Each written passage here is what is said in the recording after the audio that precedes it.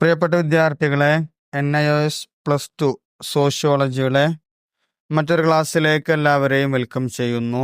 നമ്മളിന്ന് ഡിസ്കസ് ചെയ്യുന്നത് chapter 26 caste system in India, ഇന്ത്യയിലെ ജാതി സമ്പ്രദായം എന്നുള്ള 27ാമത്തെ ചാപ്റ്ററാണ് ഇന്ന് ഡിസ്കസ് ചെയ്യുന്നത്. ഓക്കെ, ക്ലാസ്സുകൾ പൂർണ്ണമായിട്ട് കേൾക്കുക, നോട്ട്സൊക്കെ എഴുതിയെടുക്കണം, നന്നായിട്ട് പഠിക്കണം, എക്സാമിനൊക്കെ നല്ല മാർക്ക് മേടിക്കണം. പിന്നെ എപ്പോഴും പറയാറുള്ളത് പോലെ തന്നെ സാറിനൊന്ന് സപ്പോർട്ട് ചെയ്യുക, നിങ്ങളുടെ കമൻറ്റുകൾ രേഖപ്പെടുത്തുക.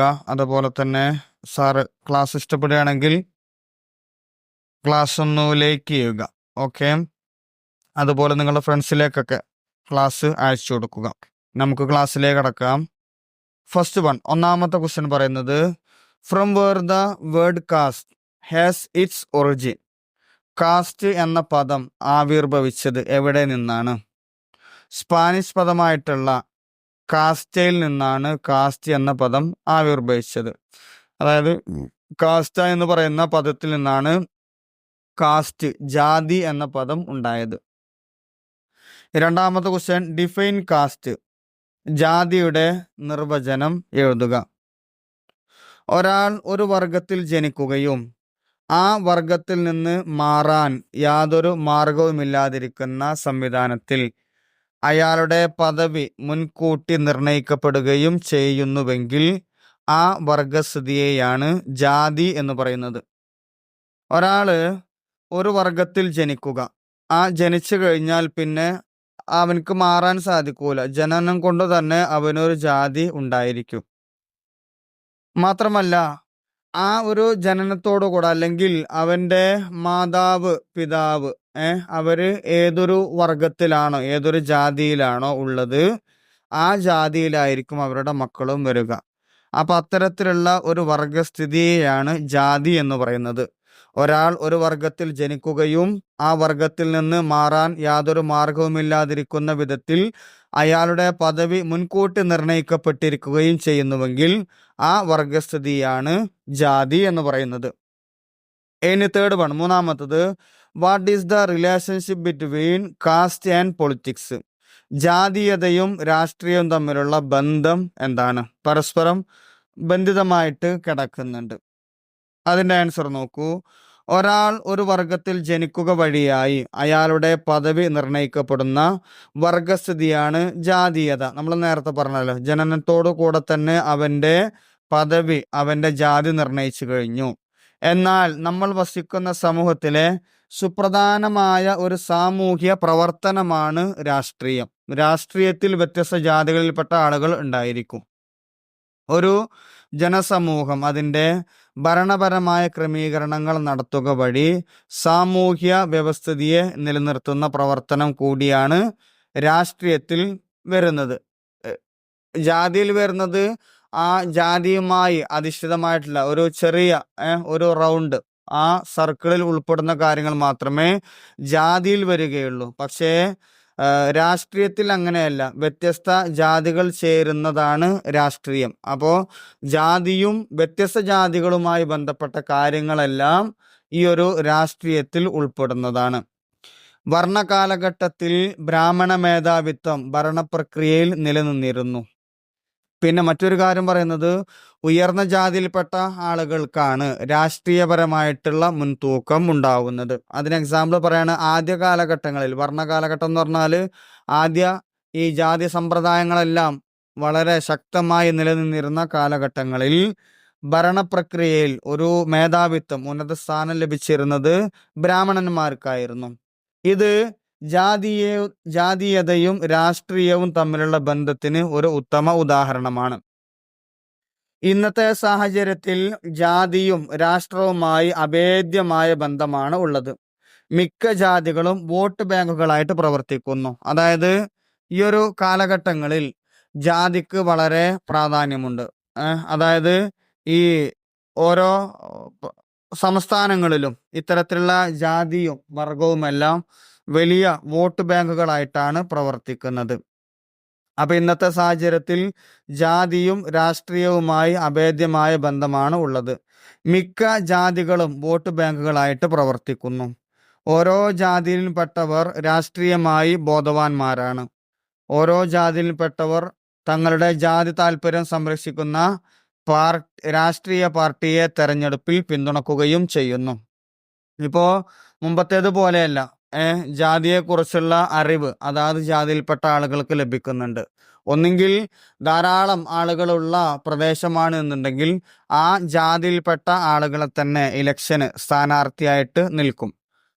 ഇനി അതിനുള്ള ഒരു കഴിവില്ല എങ്കിൽ അവർക്ക് അവരെ സഹായിക്കുന്ന ആ ഒരു ജാതിയിൽപ്പെട്ട ആളുകളെ സഹായിക്കുന്ന സ്ഥാനാർത്ഥികളെ ആയിരിക്കും ഇവരെന്ത് ചെയ്യുന്നത്, വോട്ട് ചെയ്യുന്നത്. അവർക്കുള്ള പിന്തുണ, ഈ ജാതിയിൽപ്പെട്ട പിന്തുണ അവരെ സഹായിക്കുന്ന ആളുകൾക്കായിരിക്കും. അതുപോലെ തന്നെ ഇവിടെ രാഷ്ട്രീയ പാർട്ടിയെ ഇത്തരത്തിൽ സഹായങ്ങൾ നൽകുന്നവരെ ആയിരിക്കും രാഷ്ട്രീയ പാർട്ടികളിൽ ജാതി വിഭാഗങ്ങൾ പിന്തുണക്കുന്നത്. മാത്രമല്ല, ജയപരാജയങ്ങളിൽ നിർണയിക്കുന്നതിൽ ഇന്ന് ജാതികൾക്ക് വളരെ പ്രധാനപ്പെട്ട പങ്കാണ് അവർ വഹിക്കുന്നത്. മാത്രമല്ല, രാഷ്ട്രീയ പ്രക്രിയയിൽ ജാതീയത പ്രവർത്തിക്കുന്നത് ഒരു പോരായ്മയായിട്ടാണ് പൊതുവെ കണക്കാക്കുന്നത്. എന്നാൽ ഇവിടെ ഒരു പ്രധാനപ്പെട്ട ഒരു കാര്യം, ഈ ജാതി കാര്യങ്ങളൊക്കെ രാഷ്ട്രീയത്തിൽ കടന്നു വന്നു കഴിഞ്ഞാൽ അതൊരു സങ്കീർണമായിട്ടുള്ള കാര്യമായി പോകും എന്നുള്ള ചില സംസാരങ്ങൾ അല്ലെങ്കിൽ മറ്റു കാര്യങ്ങളൊക്കെ വരുന്നുണ്ട്. എങ്കിൽ പോലും ഈ രാഷ്ട്രീയത്തിൽ ജാതി വളരെ പ്രധാനപ്പെട്ട ഒരു പങ്ക് വഹിക്കുന്നുണ്ട്. മാത്രമല്ല, രാഷ്ട്രീയ പ്രക്രിയയിൽ ജാതീയത പ്രവർത്തിക്കുന്നത് ഒരു പോരായ്മയായാണ് പൊതുവെ കണക്കാക്കുന്നത്. എന്നാൽ താണ ജാതിയിൽപ്പെട്ടവർക്ക് ഒരു ശാക്തീകരണ മാർഗമായി രാഷ്ട്രീയം, പ്രത്യേകിച്ച് തിരഞ്ഞെടുപ്പുകൾ ഉപകരിക്കുന്നുണ്ട്. ഇപ്പോൾ താഴ്ന്ന ജാതിയിൽപ്പെട്ട ആളുകൾക്കാണെങ്കിൽ അവർക്ക് ധാരാളമായിട്ട് സഹായങ്ങൾ, മറ്റു കാര്യങ്ങളൊക്കെ ലഭിക്കുവാൻ പ്രധാനപ്പെട്ട ഒരു മാർഗമായിട്ടാണ് ഈ ഒരു ജാതീയതയെ കണക്കാക്കുന്നത്. പിന്നെ അതുപോലെ തന്നെ ഇപ്പോൾ സംവരണം വന്നിട്ടുണ്ടല്ലോ, ഓരോ മേഖലകളിലും സംവരണങ്ങൾ വന്നിട്ടുണ്ട്. അതുകൊണ്ട് തന്നെ വ്യത്യസ്തങ്ങളായിട്ടുള്ള മേഖലകളിൽ ആളുകളെ, രാഷ്ട്രീയ സ്ഥാനാർത്ഥികളെ നിർണയിക്കുമ്പോൾ ഇത്തരത്തിലുള്ള ജാതീയതയും നോക്കിയിട്ടായിരിക്കും സ്ഥാനാർത്ഥികളുടെ നിർണയം നടക്കുന്നത്. അപ്പൊ ഇത്തരത്തിൽ രാഷ്ട്രീയം വിവിധ ജാതിയിൽപ്പെട്ടവർക്ക് തിരഞ്ഞെടുപ്പിൽ പ്രാതിനിധ്യം നേടിത്തരുവാനുള്ള സഹായങ്ങൾ ചെയ്യുന്ന ഒരു അവസരം കൂടിയിട്ടാണ് പ്രവർത്തിക്കുന്നത്. പാർശ്വവൽക്കരിക്കപ്പെട്ട ജാതിയിൽപ്പെട്ടവരെ സമൂഹത്തിന്റെ മുഖ്യധാരയിൽ കൊണ്ടുവരുവാൻ രാഷ്ട്രീയം സഹായിക്കുന്നുണ്ട്. അതിനാൽ ജാതീയതയും രാഷ്ട്രീയവും പരസ്പര പൂരകങ്ങളാണ്. പല കാര്യങ്ങളിലും രാഷ്ട്രീയവുമായി ബന്ധപ്പെട്ട് പ്രവർത്തിക്കുവാൻ ജാതീയത വളരെ പ്രധാനപ്പെട്ട ഒരു കാര്യമായിട്ടാണ് പ്രവർത്തിക്കുന്നത്. നെക്സ്റ്റ് വരുന്ന ക്വസ്റ്റ്യൻ, 4ാമത്തെ ക്വസ്റ്റ്യൻ ആണ്. Explain the characteristics of caste. ജാതിയുടെ സവിശേഷതകൾ വിവരിക്കുക. അതിന്റെ ആൻസർ, ഒന്നാമത്തത് സമൂഹത്തെ ഖണ്ഡങ്ങളായി വിഭജിക്കൽ, സെഗ്മെന്റൽ ഡിവിഷൻ ഓഫ് സൊസൈറ്റി. ഇവിടെ ഇന്ത്യൻ സമൂഹം അനേകം ജാതികളായി വിഭജിക്കപ്പെട്ടിട്ടുണ്ട്. ഏകദേശം ഒരു 3000-ലധികം ജാതികളുണ്ട് എന്നാണ് പറയപ്പെടുന്നത്. അപ്പോൾ ധാരാളം ജാതികളാക്കി വിഭജിക്കപ്പെട്ടിട്ടുണ്ട്. ഓരോ ജാതിയും സ്വന്തമായ ജീവിത രീതികൾ വളർത്തിയെടുത്തുന്നു. ജനനത്തിന്റെ അടിസ്ഥാനത്തിലാണ് ജാതി നിശ്ചയിക്കുന്നത്. വ്യക്തിയുടെ സാമ്പത്തിക സ്ഥിതി അനുസരിച്ചല്ല. ജാതി പാരമ്പര്യം അധിഷ്ഠിതമായിട്ടാണ്. അതായത് ഒരു മനുഷ്യന്റെ ജന്മം കൊണ്ട് തന്നെ അവന്റെ ജാതി നിശ്ചയിക്കുന്നുണ്ട്. അപ്പോൾ ഒന്നാമത്തെ, സമൂഹത്തെ വിവിധ ഖണ്ഡങ്ങൾ എന്ന് പറഞ്ഞു കഴിഞ്ഞാൽ വിവിധ ഗണങ്ങൾ, വിവിധ വിഭാഗങ്ങളാക്കി തിരിക്കുന്നത് ഈ ജാതിയെ അടിസ്ഥാനപ്പെടുത്തിയിട്ടാണ്. നെക്സ്റ്റ് വൺ, രണ്ടാമത്തത് സാമൂഹ്യവും മതപരവുമായിട്ടുള്ള അധികാര ശ്രേണി. ഇവിടെ ഹൈന്ദവ സമൂഹം ഉച്ചനീചത്വത്തിൽ അധിഷ്ഠിതമാണ്. അതായത് ജാതി വ്യവസ്ഥക്ക് വ്യക്തമായ സാമൂഹ്യ കീഴ്വഴക്കങ്ങൾ ഹൈന്ദവ സമൂഹത്തിലുണ്ട്. ഭക്ഷണം, സാമൂഹ്യമായി പരസ്പരം ഇടപഴകുക എന്നീ കാര്യങ്ങളിലെല്ലാം വളരെ വലിയതായിട്ടുള്ള നിയന്ത്രണങ്ങൾ ഹൈന്ദവ സമൂഹത്തിൽ ഉണ്ടായിരുന്നു. ഓരോ ജാതിക്കും സാമ്പ്രദായികമായിട്ടുള്ള പേരുകളും ഉണ്ടായിരുന്നു. അപ്പോൾ സാമൂഹ്യമായിട്ട് അവർ ആരുമായിട്ടെല്ലാം ഇടപഴകുവാൻ പറ്റും. ഫോർ എക്സാമ്പിൾ പറയാന്നുണ്ടെങ്കിൽ, ഉന്നത ജാതിയിൽപ്പെട്ട ആളുകൾക്ക് താഴ്ന്ന ജാതിയിൽപ്പെട്ട ആളുകളുമായിട്ട് ഇടപഴകുവാനുള്ള ഒരു സാഹചര്യം ഉണ്ടായിരുന്നില്ല. അപ്പൊ ഇത്തരത്തിൽ സാമൂഹ്യവും മതപരവുമായിട്ടുള്ള അധികാര ശ്രേണി ഉണ്ടായിരുന്നു. ഇപ്പോ ബ്രാഹ്മണന്മാർ അവരായിരുന്നു ഉന്നത ജാതിയിൽപ്പെട്ട ആളുകൾ. അവർക്കായിരുന്നു ഹൈന്ദവ സമൂഹത്തിൽ പ്രാതിനിധ്യവും അതുപോലെ തന്നെ അധികാരവും ഉണ്ടായിരുന്നത്. അപ്പൊ ഇത്തരത്തിലുള്ള ഒരു സാമൂഹ്യപരമായിട്ടും മതപരമായിട്ടുള്ള ഒരു അധികാര ശ്രേണി ഈ ജാതിയിൽ വരുന്നുണ്ട്. നെക്സ്റ്റ് വൺ, തേർഡ് വൺ, മൂന്നാമത്തത് ഭക്ഷണം, സാമൂഹ്യ ഇടപാടുകൾ എന്നിവയിലെ നിയന്ത്രണ കാര്യങ്ങൾ.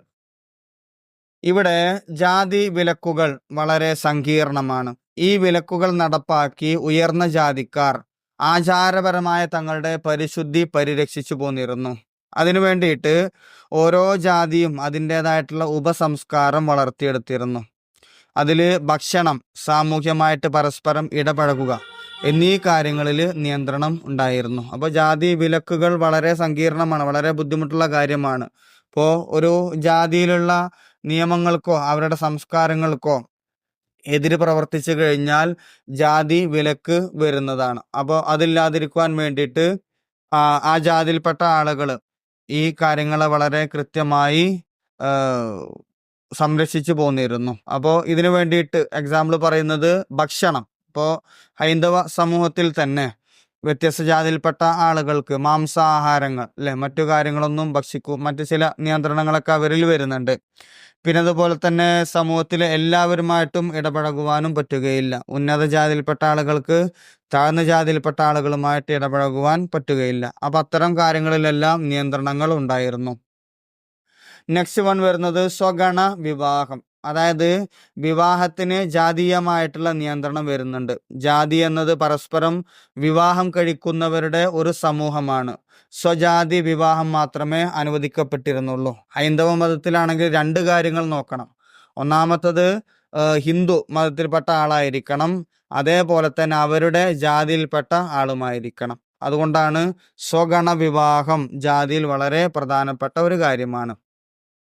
നെക്സ്റ്റ് വരുന്നത് തൊഴിൽ തിരഞ്ഞെടുക്കുന്നതിനുള്ള നിയന്ത്രണങ്ങൾ. ഓരോ ജാതിക്കും ഓരോ പൂർവിക നിശ്ചിത തൊഴിലുണ്ട്. അത് പരമ്പരാഗതമായിട്ടുള്ള കുലത്തൊഴിലാണ്. മറ്റു തൊഴിലുകൾ ചെയ്യുവാൻ വിലക്കുകളുണ്ട്. ഇപ്പോൾ ഓരോ ജാതിക്കും അവരുടെ പാരമ്പര്യമായിട്ട് അവർ ചെയ്തു വരുന്ന ജോലികൾ ഉണ്ടായിരിക്കും. ആ ജോലിയെ അവർക്ക് ചെയ്യുവാൻ പറ്റുകയുള്ളൂ. അതുപോലെ സ്വന്തം ജാതിക്ക് വിധിച്ച തൊഴിൽ മറ്റു ജാതിക്കാർ ചെയ്യുന്നതും അനുവദിക്കപ്പെട്ടിരുന്നില്ല. സ്വാഭാവികമാണല്ലോ. അപ്പൊ അവരുടെ കുലത്തൊഴിൽ അത് ചെയ്യുവാൻ മറ്റുള്ള ആളുകളെയും സമ്മതിക്കുകയില്ല. അതുപോലെ തന്നെ അവർ ചെയ്തു പോന്നിരുന്ന ജോലി അല്ലാതെ മറ്റൊരു ജോലിയും അവർ ചെയ്യുകയുമില്ല. അപ്പൊ ഇത്തരത്തിലുള്ള ഓരോ തൊഴിൽ നിയന്ത്രണങ്ങളും ജാതിയിൽ ഉണ്ടായിരുന്നു. ഇപ്പോൾ വ്യത്യസ്ത ജോലി ചെയ്യുന്ന ആളുകളുണ്ടല്ലോ. ഇപ്പോൾ നമ്മൾ മൺപാത്ര നിർമ്മാണക്കാർ അല്ലെ, അതുപോലെ തന്നെ സ്വർണ്ണപ്പണിക്കാർ, പിന്നെ കൊല്ലപ്പണിക്കാർ, അതായത് ആയുധം നിർമ്മിക്കുന്ന ആളുകൾ. അപ്പോൾ അങ്ങനെ അത്തരത്തിൽ ഓരോ വിഭാഗത്തിൽപ്പെട്ട ജോലികൾ മാത്രം ചെയ്യുന്ന ആളുകളുണ്ട്. അവർ ആ ജോലിയെ ചെയ്യുള്ളൂ. മറ്റുള്ള വിഭാഗത്തിൽപ്പെട്ട ആളുകൾ ഇത്തരം ജോലികൾ ചെയ്യുന്നതിന് അവർ ഇഷ്ടപ്പെടുകയുമില്ല, അതിന് സമ്മതം നൽകുകയുമില്ല. ഇനി നെക്സ്റ്റ് വരുന്നതാണ്, അപ്പോൾ മറ്റേ ഒരു കാര്യം പറയുന്നത് സവർണർ ശ്രേഷ്ഠമായ തൊഴിൽ തെരഞ്ഞെടുത്തപ്പോൾ നികൃഷ്ടമായി കരുതപ്പെട്ടിരുന്ന ജോലികൾ ചെയ്യുവാൻ അവർണർ നിർബന്ധിതരായി. അതായത് സവർണർ എന്ന് പറഞ്ഞു കഴിഞ്ഞാൽ ജാതിയിൽ ഉന്നത ജാതിയിൽപ്പെട്ട ആളുകളെയാണ് സവർണർ എന്ന് പറയുന്നത്. ഇപ്പോൾ ബ്രാഹ്മണന്മാർ, എക്സാമ്പിൾ പറയുകയാണെങ്കിൽ ബ്രാഹ്മണന്മാർ ജാതിയിൽ ഉന്നത ജാതിയിൽപ്പെട്ട ആളുകളാണല്ലോ. അവരാണ് മതപരമായിട്ടുള്ള കർമ്മങ്ങളും പ്രവൃത്തികളും ചെയ്തു പോന്നിരുന്നത് ഈ ബ്രാഹ്മണന്മാരായിരുന്നു. അതുകൊണ്ട് തന്നെ അവര് ചെറിയ മോശപ്പെട്ട ജോലികളൊന്നും അവർ ചെയ്യുകയുമില്ല. അതേപോലെ ഈ ജോലിയിലേക്ക് മറ്റുള്ള ജാതിക്കാരെ പ്രവേശിപ്പിക്കുകയും ചെയ്യുകയില്ല. പിന്നെ സമൂഹത്തിൽ വളരെ മോശമായിട്ട്, ഒരു നികൃഷ്ടമായിട്ട്, താഴ്ന്ന ജോലിയായിട്ട് കരുതപ്പെടുന്ന ജോലികളെയാണ് ഏറ്റവും താഴേക്കടയുള്ള ജാതിയിൽപ്പെട്ട ആളുകളാണ് ചെയ്തിരുന്നത്. അപ്പൊ ഇത്തരത്തിൽ തൊഴിൽ തിരഞ്ഞെടുക്കുന്നതിൽ ജാതിയിൽ നിയന്ത്രണങ്ങൾ ഉണ്ടായിരുന്നു. നെക്സ്റ്റ് വരുന്നത് പൗരത്വവും മതപരവുമായിട്ടുള്ള വൈകല്യങ്ങൾ. ജാതി വ്യവസ്ഥയിൽ ബ്രാഹ്മണന് ഏറ്റവും ഉയർന്ന പദവിയാണ് നൽകിയിരുന്നത്. എന്നാൽ ഇതിന്റെ നേരെ വിപരീതമാണ് ശൂദ്രരുടെ പദവി. അതായത് ശൂദ്രർ എന്ന് പറഞ്ഞു കഴിഞ്ഞാൽ താഴ്ന്ന ജാതിയിൽപ്പെട്ട വിഭാഗമാണ് ശൂദ്രർ. അവർക്ക് ഒരു അയിത്തം സമ്പ്രദായം ആ ശൂദ്ര വിഭാഗത്തിന് ഉണ്ടായിരുന്നു. അവർ ഒരു അടിമ വേല ചെയ്യുന്നവർ അല്ലെങ്കിൽ സേവകർ മാത്രമായിട്ടാണ് ശൂദ്രരെ കണ്ടിരുന്നത്. പൊതുവിദ്യാലയങ്ങളിൽ അവരെ പ്രവേശിപ്പിച്ചിരുന്നില്ല. അവർക്ക് പൊതുവഴികൾ ഉപയോഗിക്കുവാനോ പൊതു കിണറുകളിൽ നിന്ന് വെള്ളമെടുക്കുവാനോ അവകാശം ഉണ്ടായിരുന്നില്ല. മാത്രമല്ല, അവർക്ക് ക്ഷേത്രങ്ങളിൽ പ്രവേശനം നിഷേധിച്ചിരുന്നു. അപ്പൊ ഇത്തരത്തിലുള്ള നല്ല നിയന്ത്രണങ്ങൾ ശൂദ്ര വിഭാഗത്തിന് ഉണ്ടായിരുന്നു. മാത്രമല്ല, ശൂദ്രർക്കുള്ള ശിക്ഷ വളരെയധികം കഠിനമായ ശിക്ഷയാണ് അവർക്ക് നൽകിയിരുന്നത്. നമുക്ക് അപ്പൊ തരത്തിൽ പൗരത്വമായിട്ടും മതപരമായിട്ടുള്ള വൈകല്യങ്ങൾ ഈ ജാതി വ്യവസ്ഥയിൽ ഉണ്ടായിരുന്നു. അപ്പൊ ഇത്രയും കാര്യങ്ങളാണ് ജാതിയുടെ സവിശേഷതകളായിട്ട് വരുന്നത്. ഇനി നെക്സ്റ്റ് ക്വസ്റ്റ്യൻ വരുന്നത് 5ാമത്തെ ക്വസ്റ്റ്യൻ ആണ്. ഡിഫറൻസ് ബിറ്റ്വീൻ വർണ്ണ ആൻഡ് കാസ്റ്റ്. വർണ്ണവും ജാതിയും തമ്മിലുള്ള വ്യത്യാസങ്ങൾ എന്തെല്ലാമാണ്? ഇവിടെ പ്രധാനമായിട്ടും അതിന്റെ വ്യത്യാസങ്ങൾ കൊടുക്കുന്നത്, ഒന്നാമത്തത് വർണ്ണങ്ങൾ. 4 വർണ്ണങ്ങളാണ് പ്രധാനമായിട്ടും വരുന്നത്. ഏതൊക്കെയാണ് 4 വർണ്ണങ്ങൾ? ഒന്നാമത്തത് ബ്രാഹ്മണർ അല്ലെ, പിന്നെ അതുപോലെ തന്നെ ക്ഷത്രിയർ, വൈശ്യർ, ശൂദ്രർ. ഇത്തരത്തിൽ 4 വർണ്ണങ്ങളാണ് ഉള്ളത്.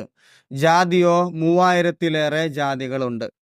രണ്ടാമത്തത് വർണ്ണവ്യവസ്ഥ ഇന്ത്യയിൽ സാർവത്രികമായി കാണപ്പെടുന്നുണ്ട്. എല്ലാ വിഭാഗങ്ങളിലും വർണ്ണവ്യവസ്ഥയുണ്ട്. എന്നാൽ ജാതി വ്യവസ്ഥ പ്രാദേശിക സ്വഭാവമുള്ളതാണ്. ഓരോ പ്രദേശങ്ങളിലായിരിക്കും ജാതി വ്യവസ്ഥകൾക്ക് വ്യത്യാസങ്ങൾ വരുന്നതാണ്.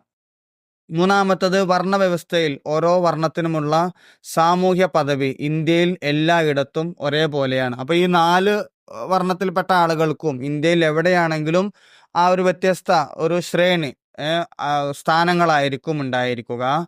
എന്നാൽ ജാതികൾക്ക് പൂർവ്വനിശ്ചിതമായിട്ടുള്ള ഒരേ പദവി ഇന്ത്യയിൽ സാർവത്രികമായിട്ട് ഇല്ല. അതായത് ജാതികൾ ഏറ്റവും താഴ്ന്ന ജാതി എന്നുള്ള രീതിയിൽ അങ്ങനെ വരുന്നില്ല. പക്ഷേ വർണ്ണത്തിൽ അങ്ങനെ ഈ ഒരു 4 കാറ്റഗറിയാണ് അതിൻ്റെ ശ്രേണിയായിട്ട് കറക്റ്റായിട്ട് വരുന്നത്.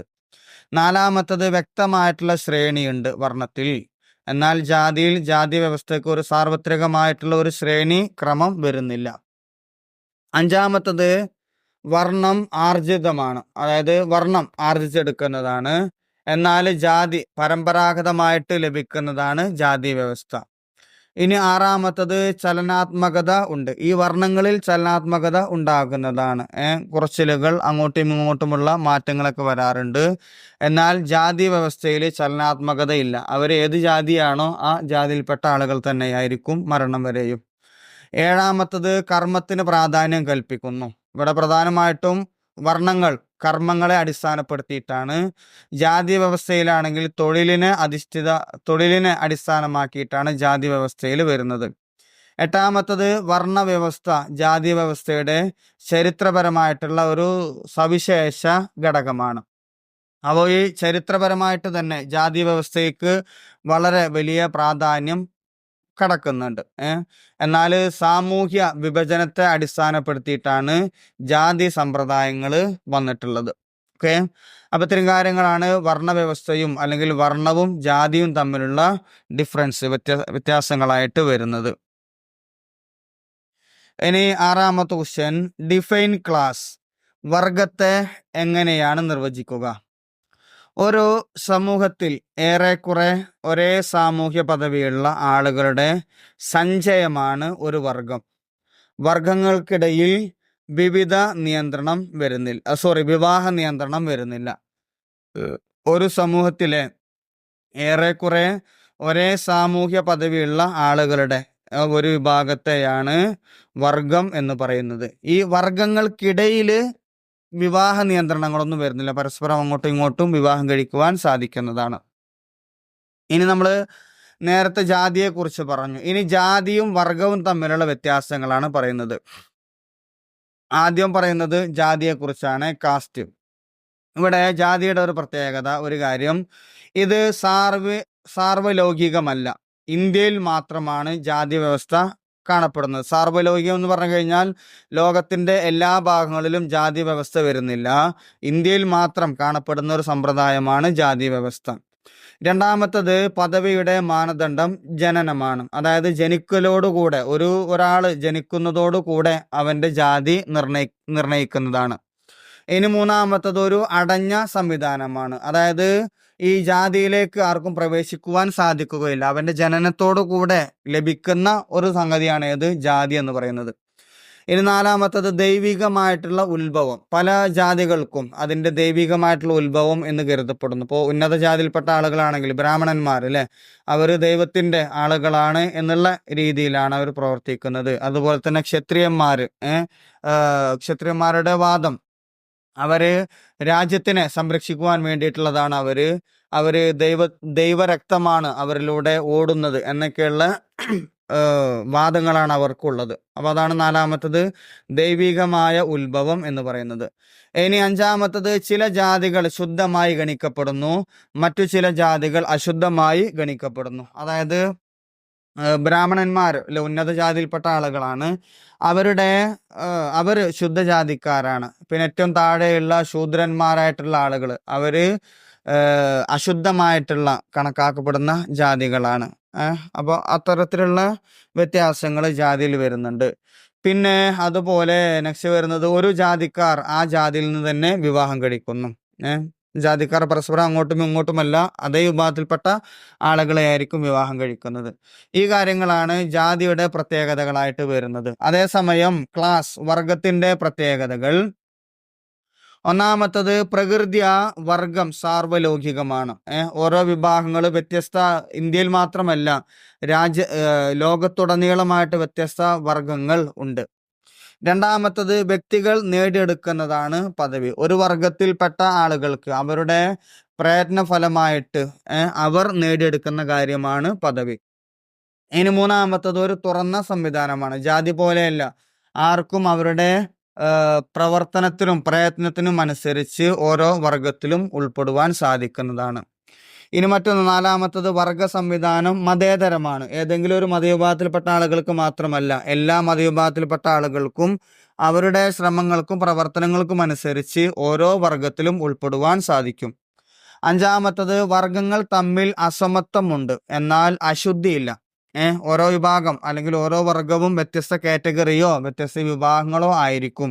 പക്ഷേ വർണ്ണ ജാതി വ്യവസ്ഥ തമ്മിലുള്ളതുപോലെ ഇവിടെ ഒരിക്കലും ഒരു അശുദ്ധി എന്നുള്ള സംവിധാനം വരുന്നില്ല. അതേപോലെ തന്നെ വർഗങ്ങൾക്കിടയിൽ വിവാഹ നിയന്ത്രണവും വരുന്നില്ല. ആ വർഗത്തിൽപ്പെട്ട ആർക്കും എങ്ങനെ വേണമെങ്കിലും വിവാഹം കഴിക്കുവാനുള്ള ഒരു സംവിധാനവും ഉണ്ട്. ഈ കാര്യങ്ങളാണ് ജാതിയും വർഗവും തമ്മിലുള്ള ഡിഫറൻസ് ആയിട്ട് വരുന്നത്. ഇനി നെക്സ്റ്റ് വരുന്നത് 8ാമത്തെ ക്വസ്റ്റ്യൻ ആണ്. What is the sanskritisations? സംസ്കൃതവൽക്കരണം എന്നാൽ എന്താണ്? അതായത് ഇതിന്റെ ആൻസർ നോക്കി, ഏതെങ്കിലും ഒരു താഴ്ന്ന ജാതി വിഭാഗക്കാര് അവരുടേതിനേക്കാൾ ഉയർന്ന ജാതിക്കാരുടെ ജീവിത രീതിയും സംസ്കാരവും സ്വഭാവ വിശേഷണങ്ങളും സ്വീകരിക്കുന്നതിനെയാണ് സംസ്കൃതവൽക്കരണം എന്നതുകൊണ്ട് ഉദ്ദേശിക്കുന്നത്. അതായത് താഴ്ന്ന ജാതിയിൽപ്പെട്ട ആളുകൾ ഉയർന്ന ജാതിക്കാരിൽ അതുമായി ബന്ധപ്പെട്ട സ്വഭാവങ്ങളും അവരുടെ സംസ്കാരവും സ്വീകരിക്കുന്നതിനെയാണ് സംസ്കൃതവൽക്കരണം എന്ന് പറയുന്നത്. താഴ്ന്ന ജാതിക്കാർ അവരുടെ താഴ്ന്ന തരം ജോലികൾ ഉപേക്ഷിച്ച് ഉയർന്ന ജാതിക്കാരുടെ ജോലികൾ സ്വീകരിക്കുവാൻ ശ്രമിക്കുന്നുണ്ട്. അപ്പൊ ഇത്തരത്തിൽ അവർ ശ്രമിക്കുമ്പോഴാണ് അവരുടെ സാംസ്കാരികപരമായിട്ടും അതുപോലെ തൊഴിൽപരമായിട്ടൊക്കെ മാറ്റങ്ങൾ വരിക. സംസ്കൃതവൽക്കരണത്തിന്റെ ഫലമായി ഉയർന്ന ജാതിക്കാർ അവരുടെ പദവി സംസ്കൃതവൽക്കരിക്കുവാൻ ഇഷ്ടപ്പെടാറില്ല. കാരണം അവരിപ്പോ നിലവിൽ ഉയർന്ന പദവിയിലാണ് ഉള്ളത്, ഉയർന്ന ജാതിയിലാണ് ഉള്ളത്. അപ്പൊ ഇനി ഒരിക്കലും അവർ അങ്ങോട്ടോ ഇങ്ങോട്ടോ മാറ്റുവാനുള്ള ശ്രമം നടത്തുകയില്ല. താഴ്ന്ന ജാതിക്കാരായിരിക്കും ഉയർന്ന പദവിയിലേക്ക് എത്തുവാനുള്ള ശ്രമം നടത്തുക. അപ്പൊ അത്തരം പ്രവൃത്തിയെയാണ് സംസ്കൃതവൽക്കരണം എന്ന് പറയുന്നത്. ഇനി സംസ്കൃതവൽക്കരണത്തിലൂടെ ഒരു ജാതി വിഭാഗത്തിന് 3 തരം മാറ്റങ്ങളാണ് ഉണ്ടാവുക. അതിലൊന്നാമത്തത്, അവർക്ക് ശുദ്ധം ലഭിക്കുന്നു. ഇപ്പോൾ താഴ്ന്ന ജാതിയിൽപ്പെട്ട ആളുകളാണെങ്കിൽ അശുദ്ധരായിട്ടുള്ള ആളുകൾ എന്ന് പറയുമല്ലോ. അപ്പോൾ അവര് ജാതി മാറുവാൻ ശ്രമിച്ചു കഴിഞ്ഞാൽ, സംസ്കൃതവൽക്കരണം നടത്തി കഴിഞ്ഞാൽ അവർക്ക് ശുദ്ധം ലഭിക്കുന്നു. രണ്ടാമത്തത്, അവരുടെ സാമ്പത്തിക നിലയിൽ മാറ്റം വരുന്നുണ്ട്. ഇനി മൂന്നാമത്തത്, ഉയർന്ന ജാതിയിലെ അംഗമാകുന്നത് വഴി അവർക്ക് മതപരമായിട്ടുള്ള കർമ്മങ്ങൾക്ക് സ്ഥാനം ലഭിക്കുന്നുണ്ട്. ഉയർന്ന ജാതിയിൽപ്പെട്ട ആളുകൾ അംഗമാകുന്നത് വഴി അവർക്ക് ഉയർന്ന ഒരു മതപരമായിട്ടുള്ള കർമ്മങ്ങൾക്ക് അവർക്ക് സ്ഥാനം ലഭിക്കും. അപ്പൊ ഇത്തരത്തിൽ താഴ്ന്ന ജാതിയിൽപ്പെട്ട ആളുകൾ ഉയർന്ന ജാതിയിലേക്ക് മാറുവാനുള്ള ശ്രമം നടത്തുന്നതിനെയാണ് സംസ്കൃതവൽക്കരണം എന്ന് പറയുന്നത്. ഇനി നെക്സ്റ്റ് ക്വസ്റ്റ്യൻ നോക്കും. 9ാമത്തെ question. What is westernisation? Explain the characteristics of westernisation. പാശ്ചാത്യവൽക്കരണം എന്നാൽ എന്താണ്? അതിൻ്റെ സവിശേഷതകൾ എന്തെല്ലാമാണ്? ഇവിടെ പാശ്ചാത്യവൽക്കരണം കൊണ്ട് അർത്ഥമാക്കുന്നത് നമ്മൾ വിദേശ സംസ്കാരം സ്വീകരിക്കുക. പാശ്ചാത്യർ എന്ന് പറഞ്ഞാൽ യൂറോപ്യന്മാർ എന്ന് പറയും. പാശ്ചാത്യവൽക്കരണം എന്ന് പറഞ്ഞാൽ യൂറോപ്യവൽക്കരണം, അതായത് വിദേശ രാജ്യങ്ങളിലുള്ള യൂറോപ്യന്മാരുടെ സംസ്കാരം സ്വീകരിക്കുന്നതിനെയാണ് പാശ്ചാത്യവൽക്കരണം എന്ന് പറയുന്നത്. അത് ഇന്ത്യയിൽ കൊണ്ടുവരുന്നത് ബ്രിട്ടീഷുകാർ ഇന്ത്യ ഭരിക്കുന്ന കാലഘട്ടങ്ങളിലാണ് ധാരാളമായിട്ട് പാശ്ചാത്യവൽക്കരണം ഇന്ത്യയിൽ കൊണ്ടുവന്നിട്ടുള്ളത്. പാശ്ചാത്യവൽക്കരണം കൊണ്ട് അർത്ഥമാക്കുന്നത് വിദേശ വസ്ത്രധാരണ രീതിയും അവരുടെ ജീവിത രീതികളും ഭാഷയും സ്വീകരിക്കുന്ന സാഹചര്യങ്ങളെയാണ്. ഇന്ത്യയിൽ ബ്രിട്ടീഷ് ഭരണത്തിന്റെ ഭാഗമായി പാശ്ചാത്യവൽക്കരണം നടന്നിട്ടുണ്ട്.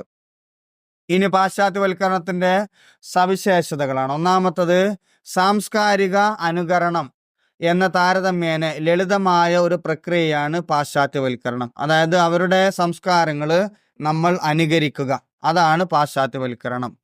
രണ്ടാമത്തത് പാശ്ചാത്യവൽക്കരണത്തിന്റെ ഫലങ്ങൾ കൃത്യമായി ഊഹിക്കുവാനോ പ്രവചിക്കുവാനോ കഴിയുകയില്ല. അപ്പൊ ആ പാശ്ചാത്യവൽക്കരണം നടത്തിയത് കാരണമായിട്ട് നമുക്ക് എന്തെല്ലാം നേട്ടങ്ങളാണ് ലഭിക്കുന്നത് എന്നുള്ളത് കൃത്യമായിട്ട് പ്രവചിക്കുവാൻ സാധ്യമല്ല.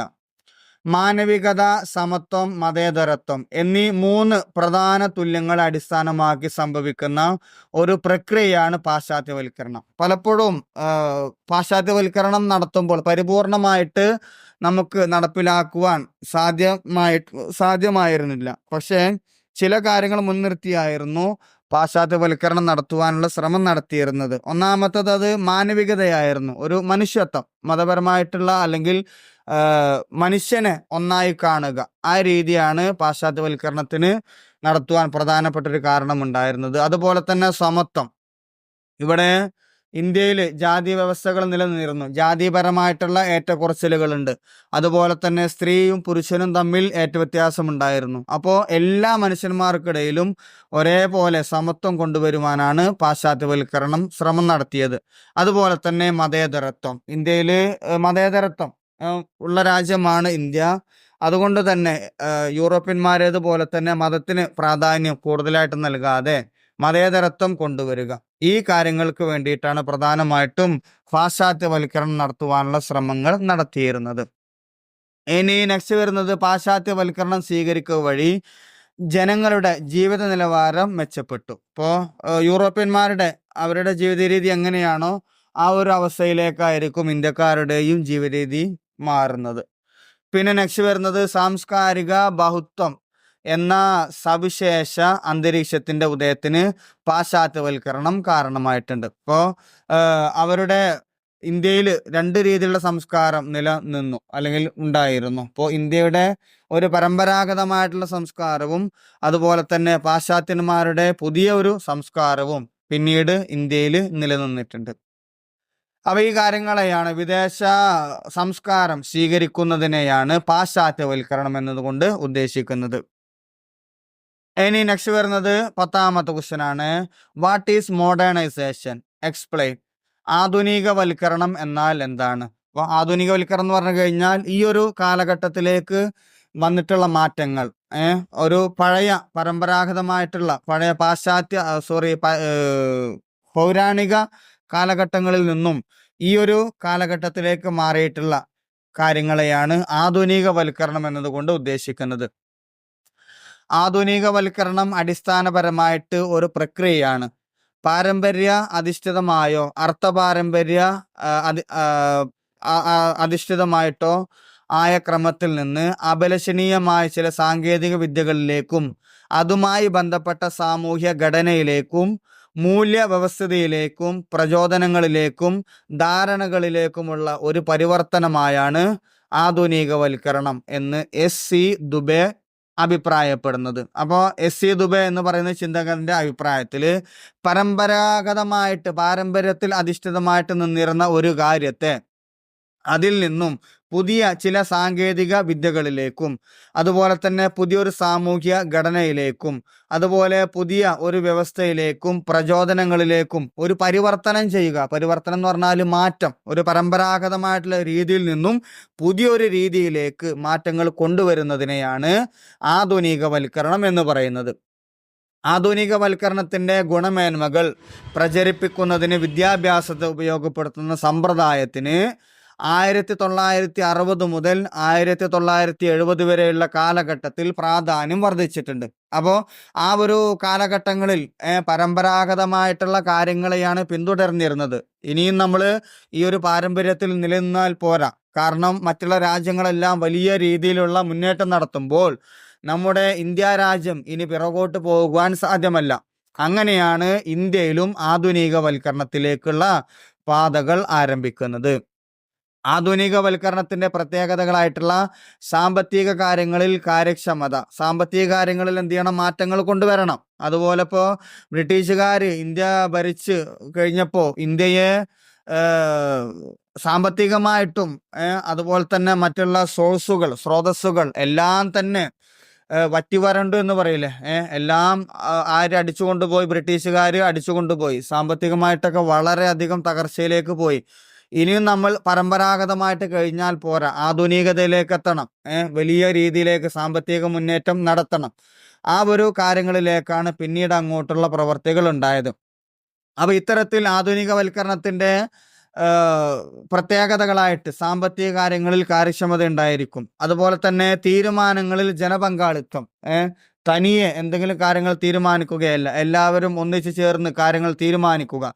അതുപോലെ തന്നെ ജീവിതത്തിൻ്റെ സമസ്ത മേഖലകളിൽ ശാസ്ത്രത്തിൻ്റെയും സാങ്കേതിക വിദ്യയുടെയും വൻതോതിലുള്ള കടന്നുവരവ്, ഓരോ കാര്യങ്ങളും ശാസ്ത്രീയപരമായിട്ട് പരീക്ഷണങ്ങൾ നടത്തുക, പുതിയ കണ്ടുപിടുത്തങ്ങൾ നടത്തുക, അതുപോലെ തന്നെ പുതിയ പുതിയ ടെക്നോളജികൾ കൊണ്ടുവരിക. ഇത്തരം കാര്യങ്ങളിലെല്ലാം വലിയ മാറ്റങ്ങൾ കൊണ്ടുവരുവാൻ സാധിച്ചിട്ടുണ്ട്. അതുപോലെ തന്നെ സമത്വം, തുല്യത, നീതി തുടങ്ങിയ ഇന്ത്യയിലെ കാര്യങ്ങളെല്ലാം വിദ്യാസമ്പന്നർക്കിടയിൽ സ്വീകരിക്കപ്പെട്ടിട്ടുണ്ട്. അപ്പോൾ ഇത്തരത്തിലൊരു പാരമ്പര്യമായിട്ടുള്ള കാര്യങ്ങളിൽ നിന്നും പുതിയ ശാസ്ത്രീയപരമായിട്ടും സാങ്കേതികപരമായിട്ടും വലിയ മാറ്റങ്ങളിലേക്ക് കൊണ്ടുവരുന്നതിനെയാണ് ആധുനികവൽക്കരണം എന്നതുകൊണ്ട് ഉദ്ദേശിക്കുന്നത്. ഇനി നെക്സ്റ്റ് വരുന്നത് 11ാമത്തെ question. Describe features of dominant caste. ശ്രേഷ്ഠ ജാതിയുടെ സവിശേഷതകൾ വിവരിക്കുക. ജാതി ഘടനയിലും ജാതികൾ തമ്മിലുള്ള ബന്ധങ്ങളിലും അതിൻ്റെ ഫലമായി രൂപപ്പെടുന്ന ഓരോ ജാതിയിലും ജാതി ശ്രേണിയിലെ പദവിയിലും വരുന്ന സ്വഭാവങ്ങളെ അടിസ്ഥാനമാക്കിയിട്ട് എം.എൻ.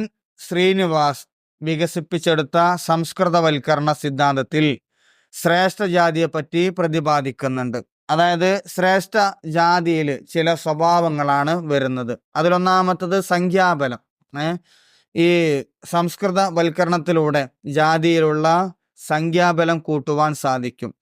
രണ്ടാമത്തത് ഭൂവുടമസ്ഥതയിലുള്ള സാമ്പത്തിക ശക്തി. ഇപ്പോൾ ഭൂവുടമസ്ഥന്മാരായിട്ടുള്ള ആളുകളാണ് ഉന്നത ജാതിയിലേക്ക് വരുന്നത് എങ്കിൽ അവരുടെ ആ ഭൂവുടമസ്ഥതയിലുള്ള സാമ്പത്തിക ശക്തി നമുക്ക് വളർത്തുവാൻ സാധിക്കും. അതുപോലെ തന്നെ താഴേക്കടയിലുള്ള ആളുകൾ അവരുടെ സമ്പന്നത കൊണ്ട് ഉന്നത ജാതിയിലേക്ക് എത്തുമ്പോൾ